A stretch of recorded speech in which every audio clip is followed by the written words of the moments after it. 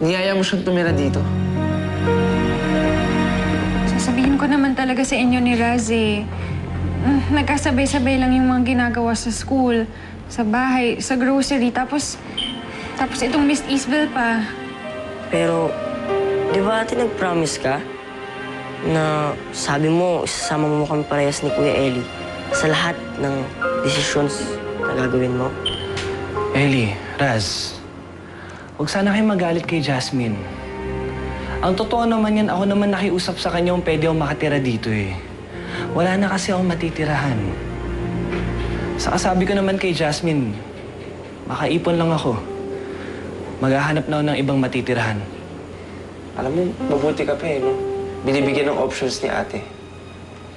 Kasi kami tinatanggap na lang namin kung ano yung meron niya. Tsaka kung ano yung gusto niya. Ay, naku, tama na ngayon, tama na ngayon. Wala naman tayong magagawa. Nandiyan na yan eh. Ay, naku, dagdag gastos na naman. Ay, Sa susunod, huwag kang magpapromise na hindi mo kayang tuparin. Yeah. Ellie.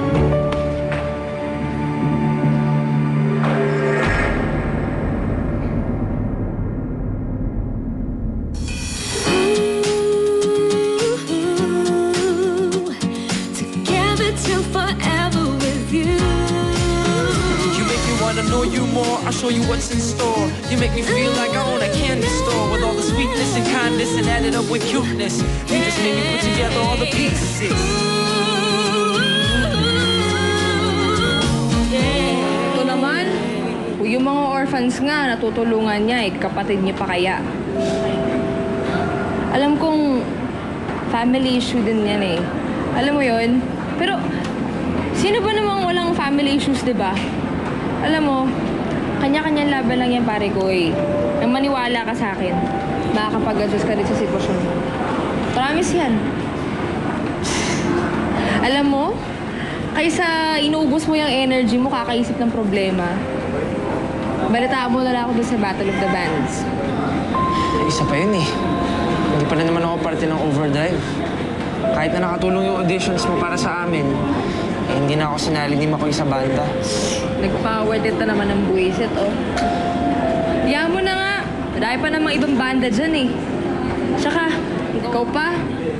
Sa galing mong yan, walang tatanggi sa'yo dyan. As in, wala. Wala talaga. Talaga? Oo. Swear. Ama, the best ka talaga, pare. Ikaw talaga, nang bola ka na naman. Hindi yun, Pinabola mo na bola. naman. Totoo yun. Totoo. Kasi alam mo kung paano pasayahin. Tsaka alam mo kung paano mapangitiin. Talaga. Yung pambubola. Bolero ka din eh, no? Ay, teka lang. Magpapakita pala ako sa'yo. Ah, ano yun? Pagpatawad mo, Tignan mo kung maganda, ha? Ah, sige. Yan. Ano to? Ano okasyon? Kailangan ba may okasyon para magregalo? Ano? Okay naman, di ba? Ha? Oo naman. Oo. Uy, teka lang. Anong ginagawa mo? Ha? Eh, bubuksan ko, di ba? Para kay Shirley to. Ba't mo bubuksan? Pinakita ko lang sa'yo. Kay Shirley. Oo. Labo mo naman, tol eh. Bakit mo sa akin inaabot? Pambira ka naman, oh. Gusto ko lang naman ipakita sa'yo eh. Bakit masama ba ipakita ko sa best friend ko? Para ma-check mo kung maganda ba siya. Kung okay ba yung kulay. Kung maganda yung presentation. Oo na. Ba't mo naman iisipin na bibigyan ka ng regalo? Oo na, ito na. Wala namang okasyon eh. Alam mo kasi,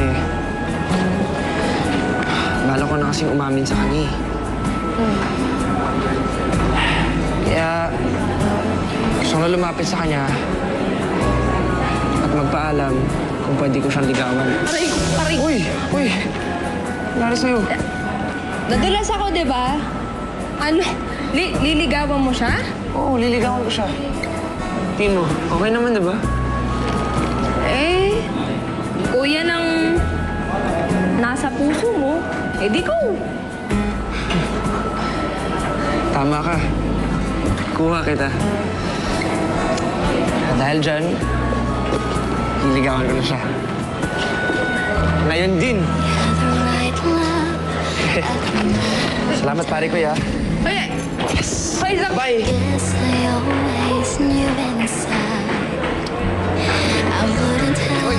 Alis ka na?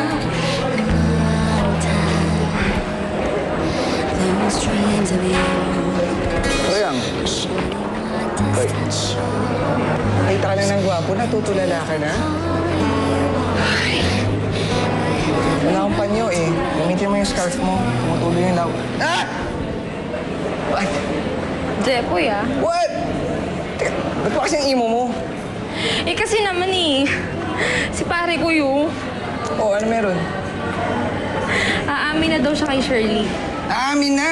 Ay, ano ginagawa natin dito? Ba't ka naninigaw? Hindi, excited ako. Tara, kailangan natin pigilan yung mga yun. Sumama ka sa akin. Hindi, sumama ka sa akin. Ay, nako!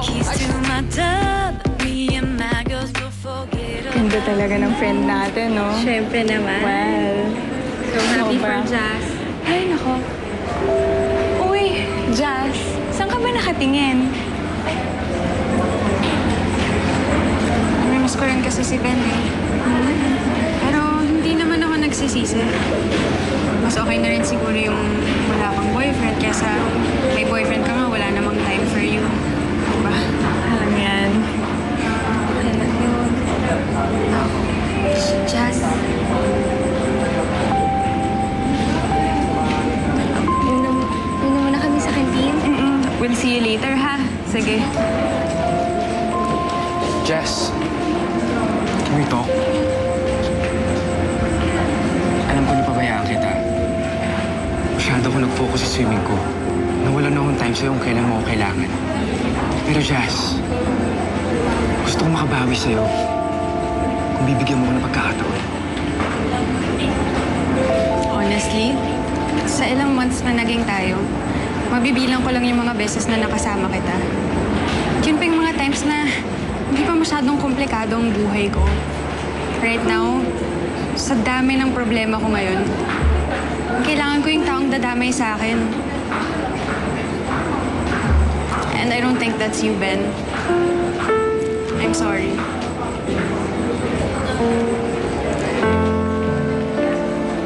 Pero Jess!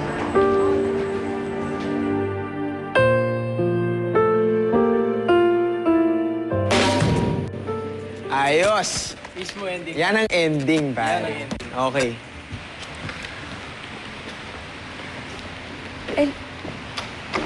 Uy, ito lang, Jeff. Uy. Oh, ano na, natanggal ang vocal cords. Sabi mo na. Ano sasabihin mo? Kasi sigurado ka pa talaga dyan sa gagawin mo?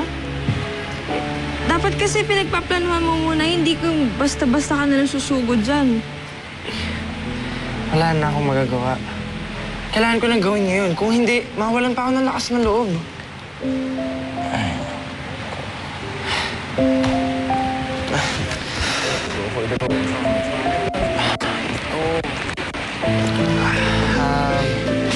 Shirley? Ano yun ang ginagawa mo dito? Ano eh?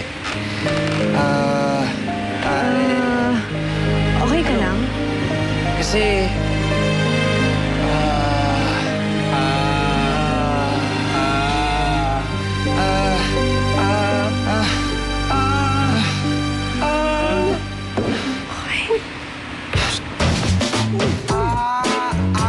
alis na! Okay. Alam niyo kasama niyo.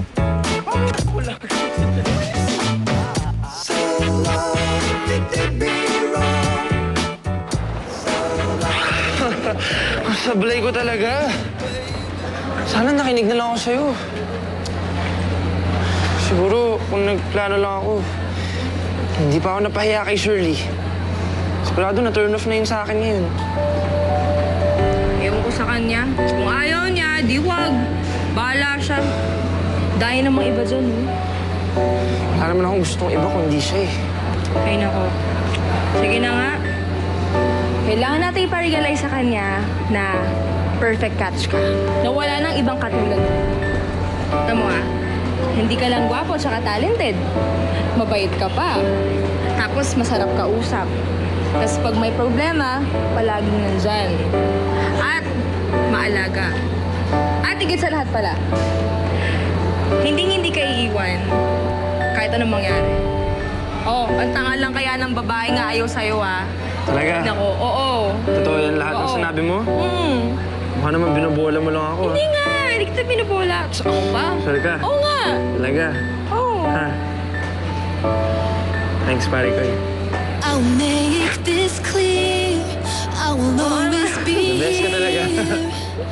I love you. I do. So smile. Oh, ba't ang siwa ng mukha mo, ah? Ano nangyari sa'yo?